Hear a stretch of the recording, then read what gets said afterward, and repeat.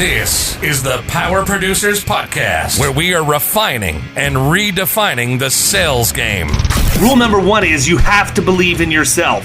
You're the only one who doesn't think you belong in this appointment. The prospect has already validated your existence by scheduling time with you. Get it through your head you belong here, go in there, crush it, and close the deal. A place where sales professionals can come to learn from other sales professionals and thought leaders that have mastered their craft. The difference between a good salesperson and a best-in-class salesperson is only 2 minutes. By spending an extra 2 minutes on what you might think is a mundane task in the sales game, you separate yourselves from the pack, you grow your book of business, you close more deals, and you retain your accounts. As well as their peers who are still striving for perfection to achieve their why. I have a wife and 4 kids.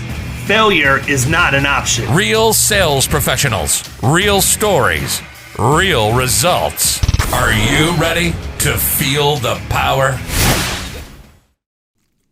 Hey everybody, welcome to the Power Producers Podcast, where we are refining and redefining the sales game. We have got the vintage version of the beard today. He's black and white on my screen. I don't know what the output's going to look like when this thing hits YouTube. Who cares? Nobody watches it anyways. They do. Let me tell you something, man. People listen.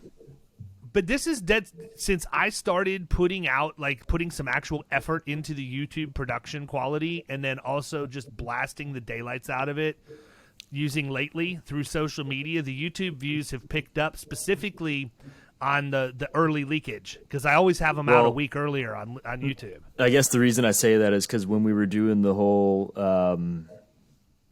deal down and had the aquarium and all that, I forgot what you called that little session you had going on. Oh, that boot camp. Yeah, the boot camp. There you go.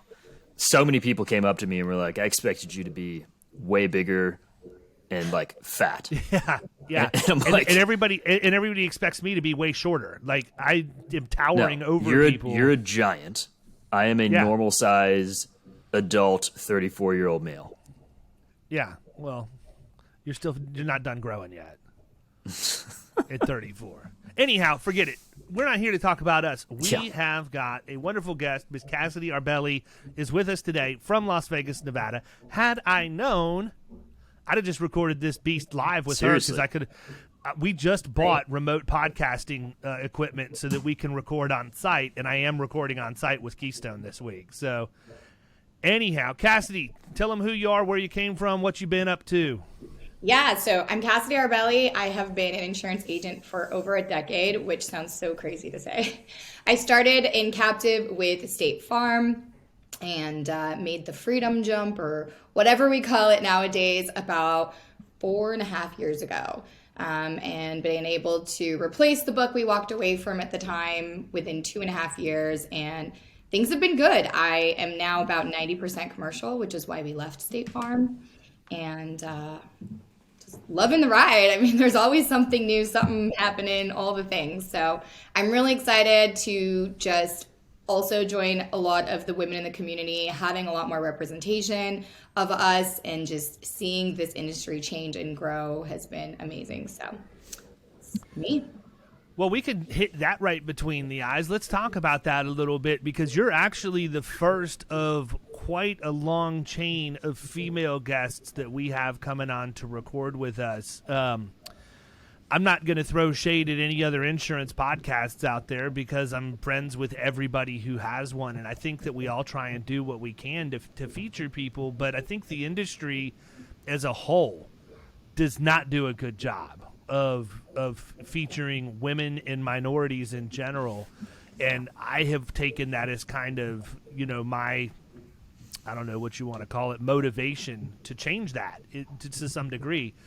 We're doing that this season in the Protege, right? So a lot of people don't know this. By the time this comes out, episode 1 of season 2 will have launched. It launches a week from tomorrow. But I really, really focused on it. And, I think that the thing that bothers me, I don't know, I'm interested. What's your perception? I mean, you're a female in the industry. I am the exact stereotype that has made things the way they are. I get that, right? But, talk about it for a second. What have you faced that has, made you feel as if you're not treated on the same level is what I would be, for example. Yeah, so, I think it ranges. I think it depends. I've always kind of been a guy's girl, always had a lot of guy friends.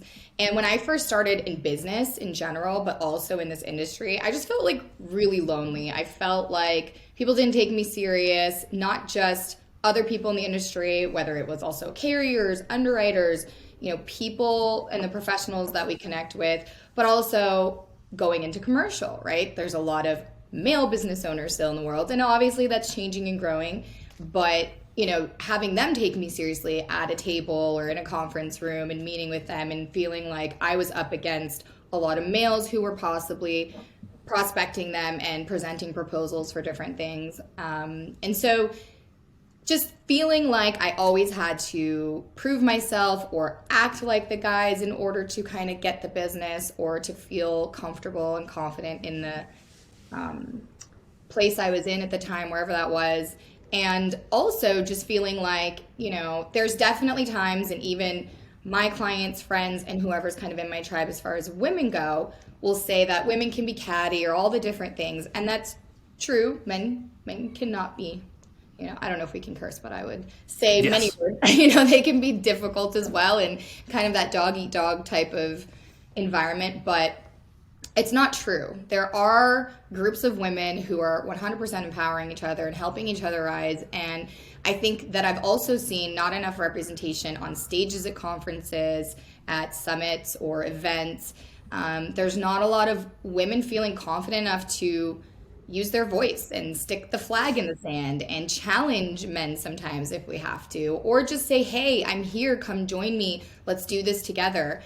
And so that's been my motivation, is just I want to see more people at the top of this industry who look like me, a woman. And that's kind of like my mission in the podcast I started, in a bunch of other things that I'm doing. And I've been able to build an amazing community of women who absolutely respect each other, absolutely show up to share, and lift each other up and empower. And there's no cattiness, there's no, none of those things. And it's given so much feedback and impact that, it's helped people, it's changed their lives. They have the safe space to show up to.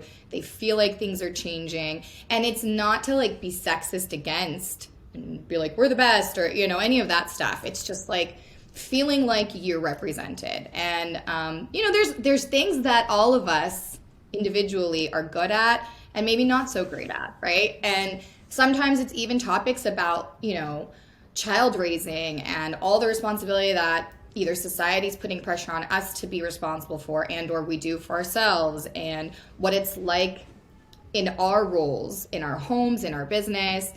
Sometimes it's, I have a male employee and there's this weird dynamic instead of it being the same as maybe how women are, or sometimes it's harder to have women on your team. I mean, there's so many different things that come into kind of the gender roles, which I want to blur that line instead of like emphasize it all the time. But I think it's important to also recognize that there's differences, and how do we use that to our advantage as opposed to using it as something that might get us stuck or cripple us in any way. So that's kind of been my experience. For the most part, though, there hasn't been anything really bad that's happened that I'm like, oh, now I'm going to go out and, shout from the rooftops or anything.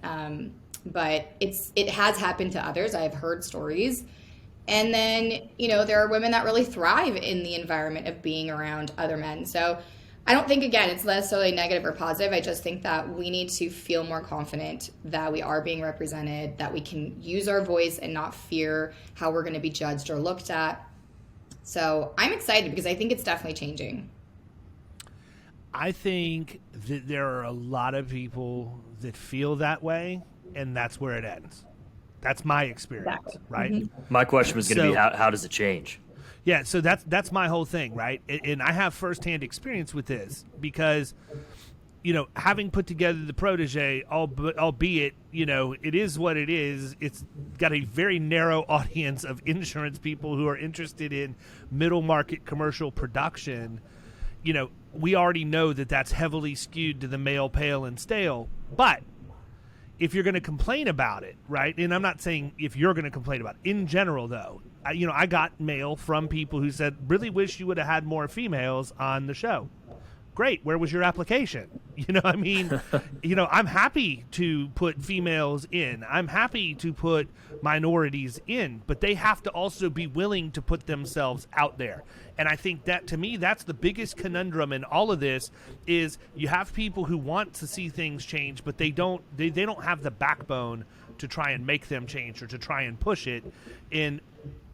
So they're just scared. They're uncomfortable trying to push that boundary a little bit, and so you just stick with things that are the same, right? Because they're never going to take that first step, and as a result, people like me aren't like for season 2. I basically went out and begged and just said, I need as many females and as many minorities as I can, and I basically had to reassure people, look, this is a safe place.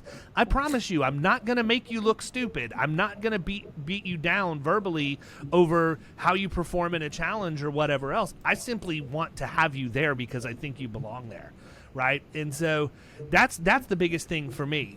When you have a conference and you reach out to someone who you think would like, wow, this is the person, right? This is the person that if I can get her on stage, she is going to rock the world and everybody's going to understand exactly what we're talking about. And then that person's like, yeah, no, I really don't feel comfortable doing that. Well, yeah. Come on, stick yourself out there a little bit. Nobody's going to – this isn't Lucy and Charlie Brown in the football. I'm not going to pull the football out at the last minute. I'm going to hold it in place and let you kick your field goal.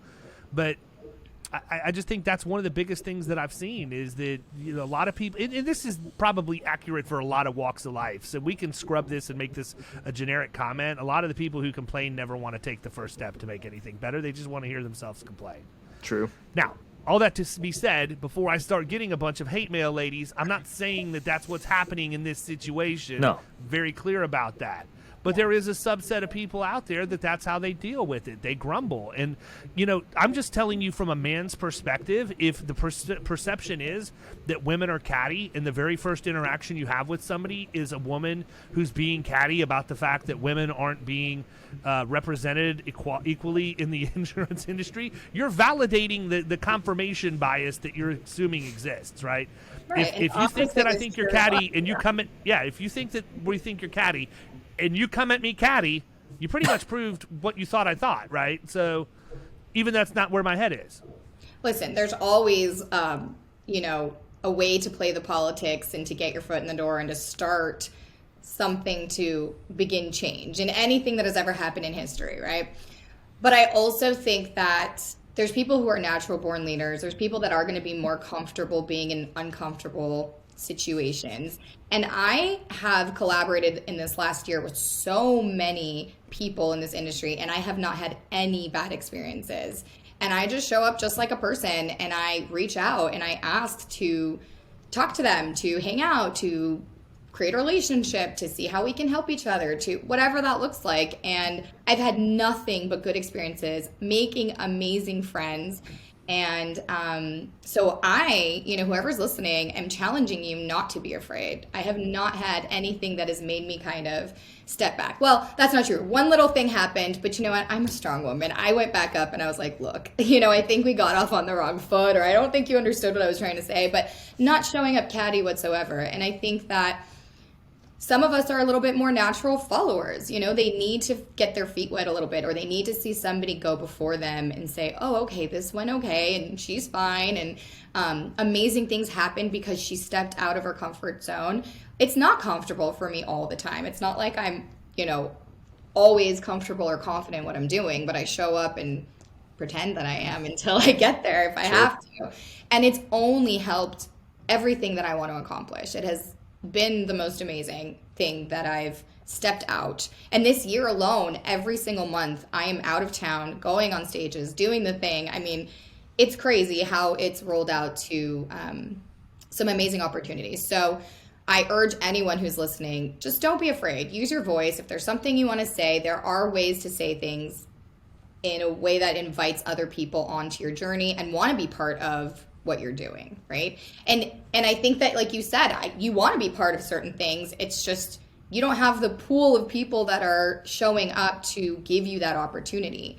And I understand that as well. So I think the more they see even just a little bit of a change or a little bit of a move forward, the more people are going to start opening up and showing up and wanting to be a part of things. So I definitely feel it just from people that I know that it's changing. So I'm excited. It's going to happen.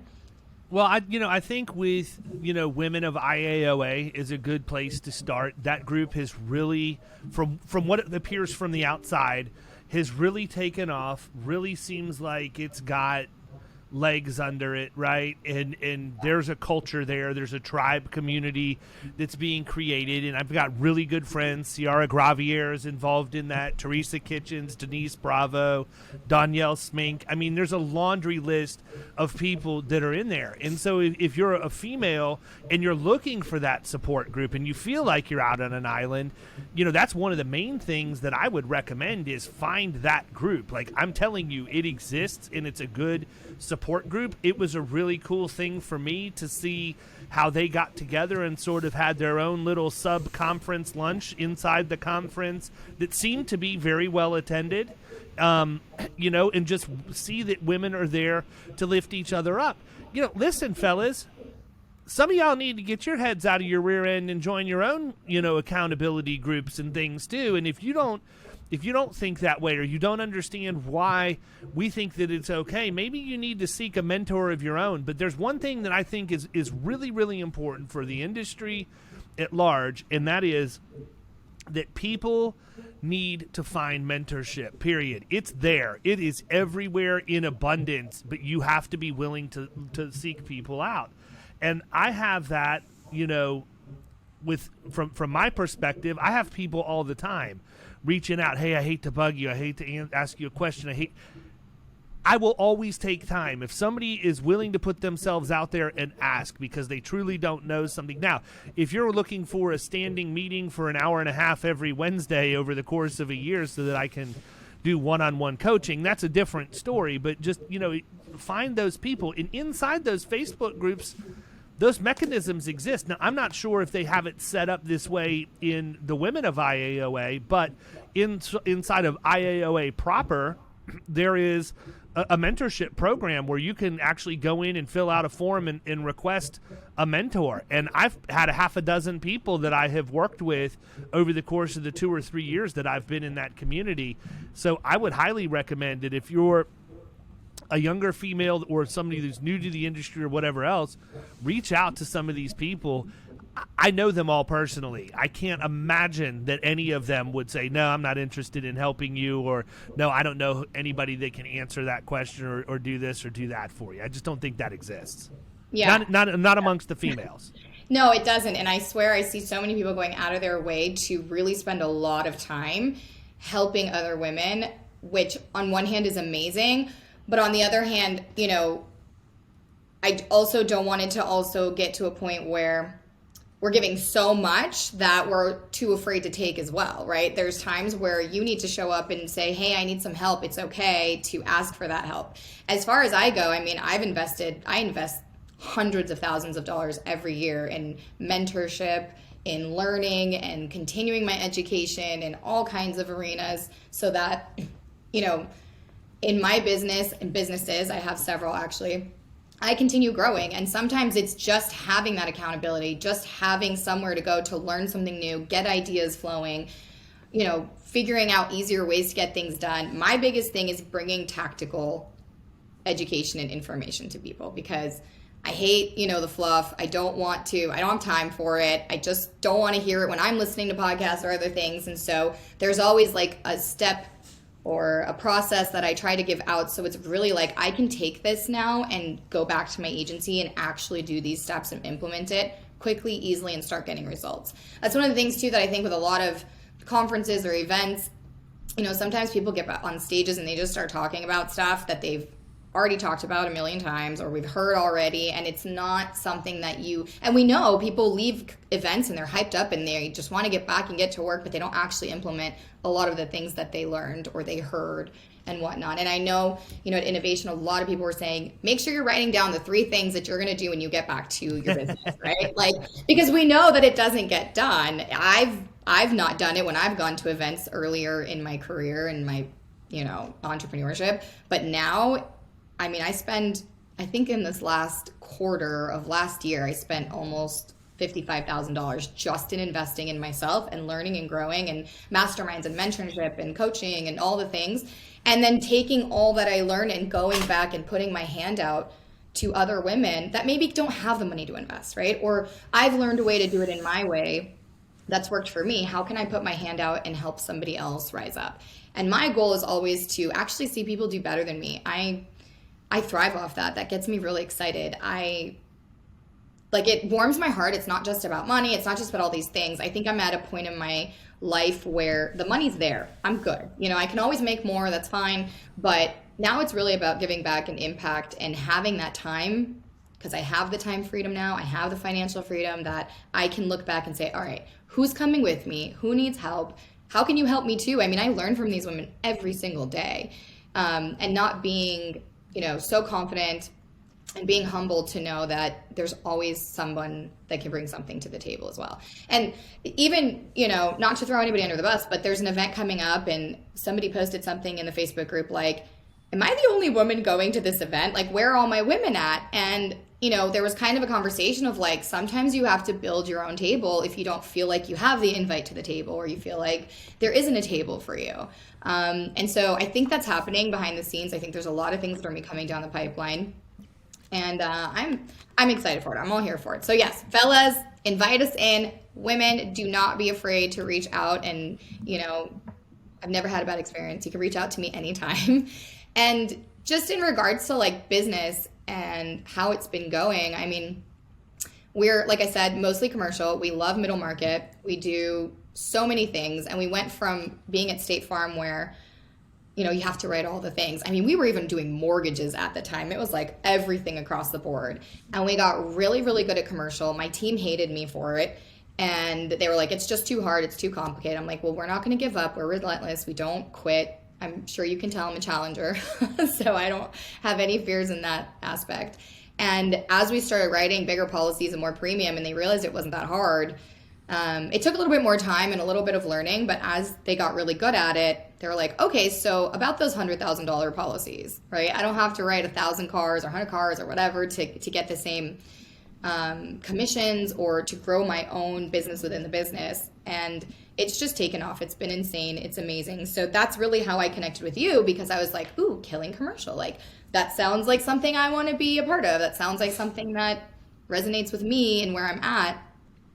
We don't let women in. I'm sorry. I know, right? Like, I tried. So I'm glad that you brought that up. It's the old boys club. It really is. Right. No, so I'm glad you brought that back up, Cassidy, because that's where I was gonna go, was to ask, like, for you, what that transition from State Farm, which is decidedly not middle market commercial, to to then going and doing that, like, what were some of the challenges that you faced? What were some of the things that you learned that you could maybe pass on to some other people who are maybe in that same scenario or looking to be? Yeah, so the hard part with State Farm was that you can't sell your book of business. So whatever we did, which was great, within 5 years we had a $5.5 million book, tons of financial services. We're maximizing on what they call scorecard, which is your annual bonus, and writing all lines of business, really just doing well. I'm not saying it wasn't hard and that I didn't make a ton of mistakes, right? But like, how do I actually get up and leave this huge book of business? Well, I had a little hiccup with the company and found out that, I did everything right after kind of like an investigation or whatnot, and I was fine, and they wanted to continue doing business with me and all the things, but it suddenly opened my eyes to like, wow, I don't actually own this business. I could be let go at any moment, right? Mm-hmm. And all this hard work could be just taken from me whenever they felt like it. And I was like, I don't feel comfortable with this. And at the same time, because we were starting to dabble in commercial, we were top in our territory, which is like the West Coast territory, out of 5 states for 2 years running. And I was the only woman up there, right? And a lot of people would be like, what are you doing? How's this working? We want to know more. And unfortunately, I was sending a lot of business out the door. And that same year, I think we totaled to it being around $3.5 million that we sent out the door in 1 year. Now, would we have closed all of that? Probably not. But I mean, our closing ratio right now is 50%. It's really good. But I was like, you know what? We can walk away. first of all, for my own integrity, because I just did not feel good being there anymore. Like, you say you bleed red, you bleed blue, all the things when you're captive. I was empty. I was sucked dry. Like, I just did not want to be there anymore. I couldn't sleep at night. It was bad. And I was like, we're gonna walk away. We're gonna open an independent, and we're going to replace this income. I know we are. And I remember telling my team kind of what was happening, the date that we were going to leave. And I decided that we're going to stop selling. Like, there's no point. We're moving, right? We're changing the game. So for 90 days, I told my team I was going to pay them what they make on average, commission and all the things. And we just sat and business planned every single day. We read books together. We took the big Post-its and put them on the walls. We even wrote, what are we not doing anymore? Like, all the things that we grew as bad habits that we've wanted to change for a long time, this is the time. Now we get to press restart. And I told them, I'm like, you're each going to be writing $75,000 a month in premium. And they looked at me like I was crazy, because we were doing, we had a larger team at the time. I don't have as big of a team anymore, but they were doing anywhere from 30 to 65. And so when I said every single one of you are going to do 75, they thought I was crazy. But we created a plan. And when we went in day 1 and 2 independent, some of the struggles were, now we have to quote through a million different softwares and carriers. Now we have one underwriter for each carrier that, if they don't like us, they're not going to push our quotes through. It's just not going to happen. Like, you have to be the politician when it comes to these underwriters. Understanding the appetites for each one, and where do they go, and how does this work, and what the application process is. And that sometimes these quotes take weeks, right, to get back. There's, depending on, we do a lot of supplemental too, so we have to prepare the client, and having that conversation where at State Farm, it was like, click the couple buttons and we have a price for you. Mm-hmm. So that was probably the biggest struggle. But in our first month, we wrote $300,000 with 2 team members. 2 team members ended up moving over with me. And suddenly the bar got set really high. And they were like, holy crap, this is now the new normal. How do we continue this? And it went down just a little bit after that as we were adjusting in the learning curve. Sure. But at this point now, we're at $200 to $500 a month regularly. And I've got 2 salespeople, 1 CSR. I do need to hire another CSR now that we're at a lot of $1 million. I mean, she's been handling this book by herself as far as service goes. So she's finally overwhelmed. I mean, she's been overwhelmed, but I'm like, let's check what you're doing. Let's maximize this productivity and really try to get 120% out of each person, because I'm a business owner, right? I want to make sure that my payroll is low and that I can get as much as I can from each one, but it's time for us to kind of expand that. So I definitely think moving into this next year, there's going to be some book acquisitions. There's going to be some more emphasis in some different marketing things, because we've been coasting and we've done really, really well. But I'm excited to see it grow down to the next level. I've been really comfortable, and so is my team. And so now I feel like the fire needs to get some fuel on it again and just kind of refresh. But that's been us. So when, I see Killing Commercial, and I see other people doing amazing things in commercial, and I've said it for so long, like, why are you working harder for less money? I don't know. And the profitability and just all the things just are so much better. So I preach a little bit, but I also know that building personal lines are all the things, and specializing some other things are obviously, people are making great money and doing really well. It's just my passion and what I love. So, yeah. So talk a little bit about your podcast. Yeah. So Unburden Your Business kind of started because, like I said, when I first started in business, I started it because I wanted time and financial freedom. Like, that was it. What's it called? Sorry. Unburden Your Business. Unburden Your Business. Okay. Yep. Got it. And what happened was I started this business to free me up from all the things that a 9-to-5 corporate job, right? All of that. And unfortunately, it ended up being a burden in my life instead of giving me all the things that I wanted. And so I think that happens to a lot of people, where they have the American dream, they want to do all the things entrepreneurial, and they don't realize how much goes into it. They don't really know what they're doing. They don't understand business. They might be great at sales. I think a lot of people in our industry too, they're great at sales, let's say, or they might be good at relationships, but they're not good in business. So the idea of the podcast is really short episodes to give you, again, tactical step-by-step things that you can do today to get some results in your business, and to really get it from a burden into a blessing, which is why you started it. So that's what I do. I show up weekly and give some trainings and different things. We have guests all the time. Right now it's female only, not listener wise. I have a lot of male listeners actually, but like the women that we bring on to kind of discuss their business and their journey, and maybe just different things they're professionals in to help everyone. But I think that's changing this year as more men feel comfortable also talking to me. So it's like we also have to shift a little bit on our end. So, yeah. I can tell you men feel uncomfortable in rooms full of women. I am walking, talking proof of that because my daughter asked me if I would go to the nail salon with her and my wife yesterday to get a pedicure. Is that what that foul picture was from? Listen. Hey, my husband. They get those crusty dogs up there on Facebook for everybody to see. I have to hold nobody my wants to see that husband's shit, hand Dave. when he wants a pedicure too. Like, I have to go too, even though I don't need one. And I've been going to the same place for 10 years. Like, before my 9-year-old daughter was born, they know everything about our family. I don't know why he's uncomfortable, but like, I don't know. I think it's the process. I don't know that it's a room full of women. I mean, I've been one time with my wife and it was like, I'm not doing that again. It might actually be weirder if it was a room of dudes, honestly. It might be even more awkward. Well, but, I mean, that may be it doesn't true. help. So my wife is I don't know if she was with me when you and I talked at the bar, but she was at Innovation. And she's a very vocal New Jersey wife, right? So like her, yeah. She's a very that was a very nice way of putting it. Yeah, so when we go in, like, she's just not as smooth as I am in some situations, right? In how she addresses people. So I'm sitting there and I hear, "Hey, make sure you use the scraper on his heels. They're terrible." God. Like, why does a room full of people need to know that? A, and B, my heels are not terrible.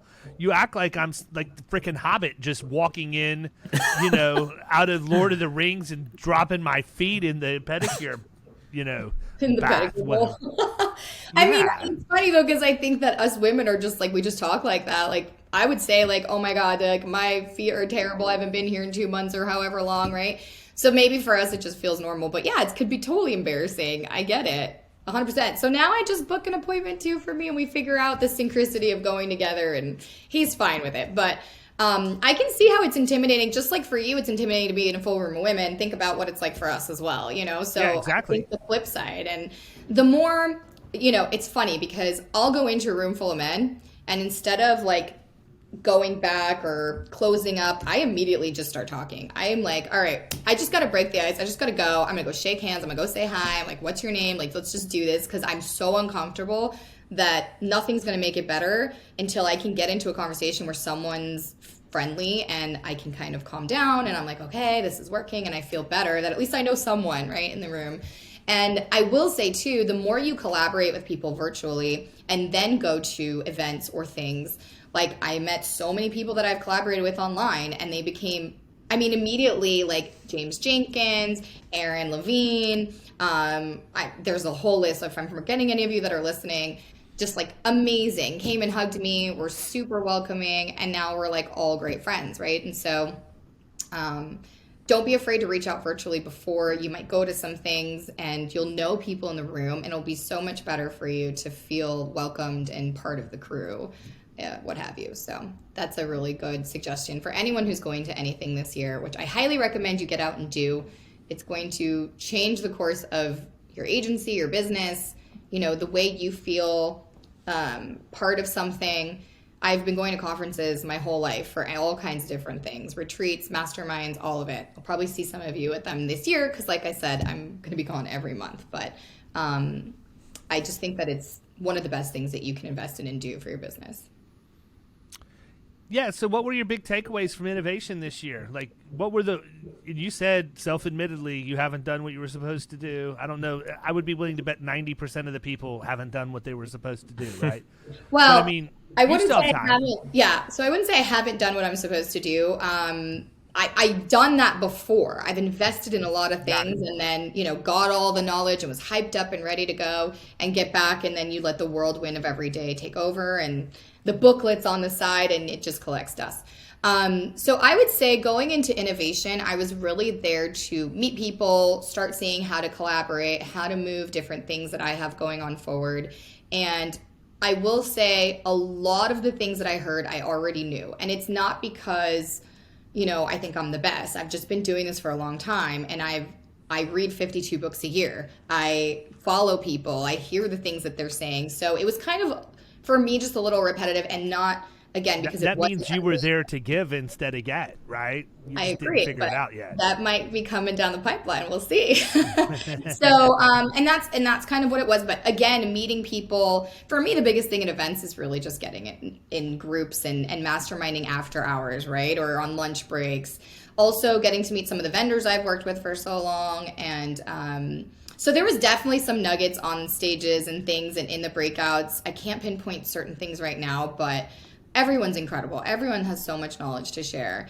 And it really validated a lot of things I was doing right. Some things that I've had maybe that I've let fall through the cracks a bit, that I was like, oh, that's a good reminder of something that we used to do for retention, but we maybe don't do anymore, and we got to pick back up.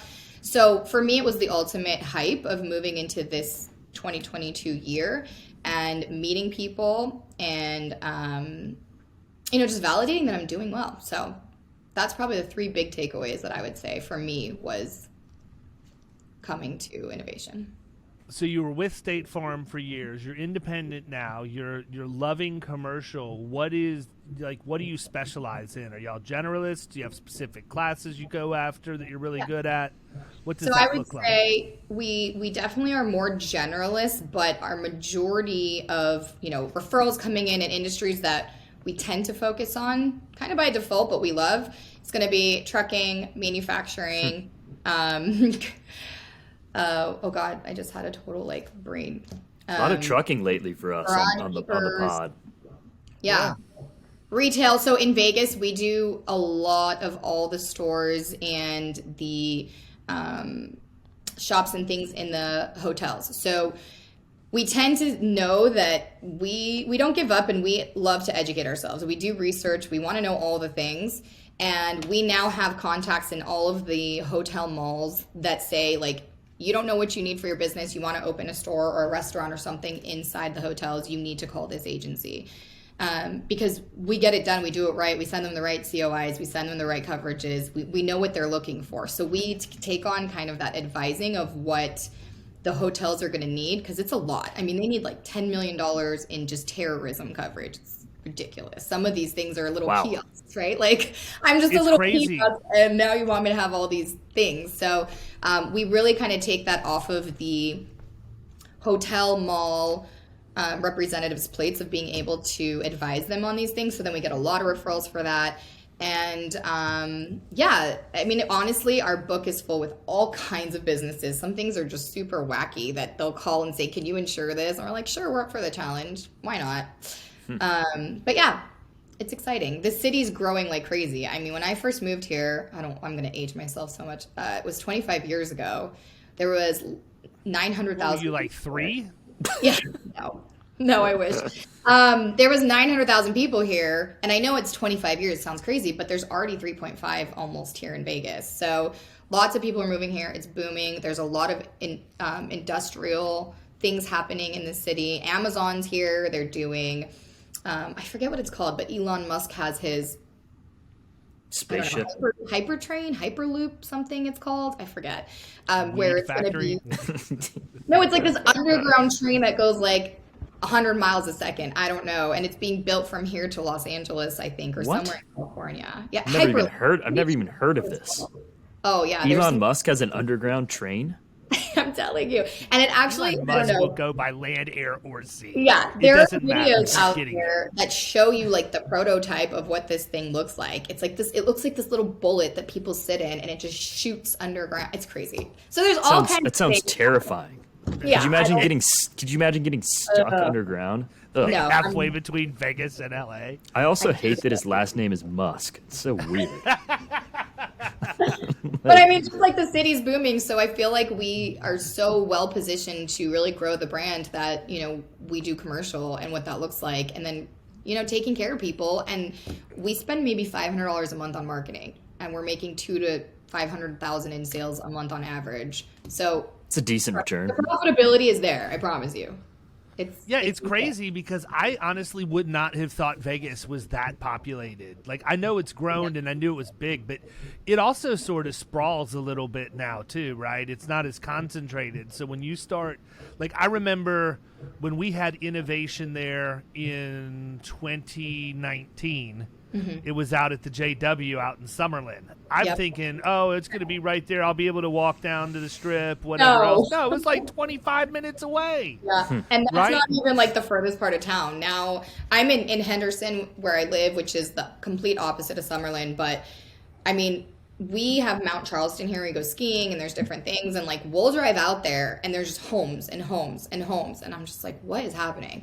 But now we have the Raiders. We have the Golden Knights. We have, a bunch of things happening. So our city's now, I feel like the city's finally on the map. Like, they don't think we live in a strip hotel anymore when you tell someone you're from Vegas. It's funny. Or that the thing that's interesting is that's really not that far off in the same size of Tampa at this point. Yeah.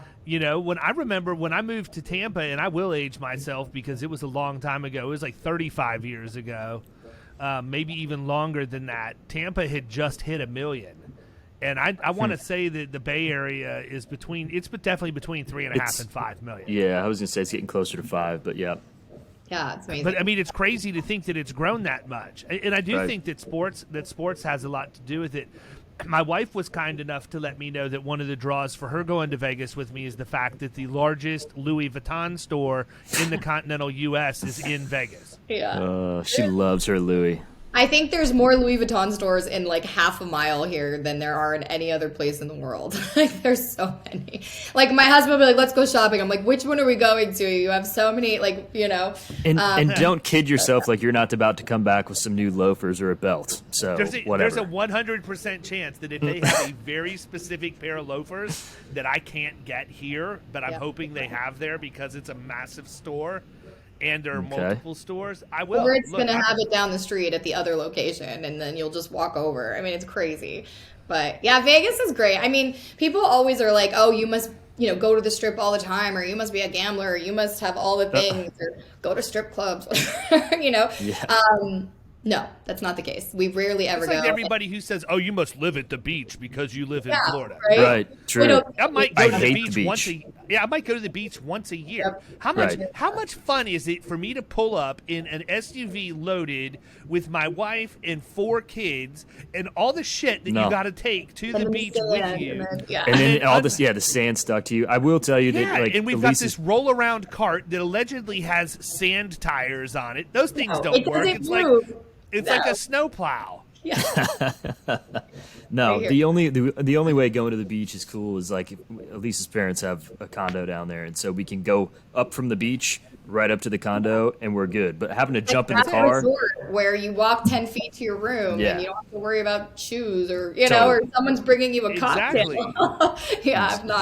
I hear that. I got 3 kids too. Trust me, I know. Well, and I mean, the truth of the matter is, a lot of people don't even know this, but there aren't really beaches in Tampa. Like Tampa proper. Where is there a beach in Tampa? There's not really. I mean, like anything we have that's even just not beach. Anything we have that's even close to a beach, you can't swim in because the bacteria content's too high anyhow. Yeah, you got to go out to the Gulf. You got to go to Clearwater, Indian Rocks, all that stuff. And that's a hike for you. I'm going Longboat Key, Anna Maria Island. It's it's equidistant, and I actually like the beaches down there better. They're nicer for sure. It just goes to show that people just automatically broadcast. They cast such a wide net of generalizations. Like everybody who lives in Florida must live at the beach. Well, no, I live in Okeechobee. It's just like right in the middle of the state on a lake.